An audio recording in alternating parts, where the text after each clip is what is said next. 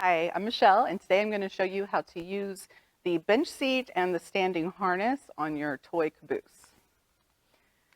So, let me show you over here. This is the standing harness, and it usually works really well for a taller doll that kind of stands more, but I'm going to show you with our little guy here.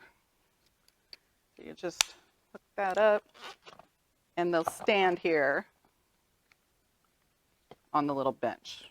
On the platform, just like that. All right, and that's how you use that one. And then we also have the bench seat, and it does slide back and forth.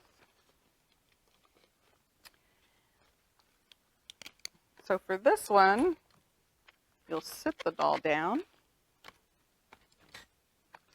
and then put the harness on just like you would your real child on the real Caboose stroller. But this is the toy. That's how you use your bench seat. Remember, you can find all our Joovy toys on joovy.com, of course, Amazon, Target, Walmart, Bye Bye Baby, and Babylist. Thanks for watching our video. If you like our video, please give us a thumbs up, like our video, and we welcome any comments in the comment section.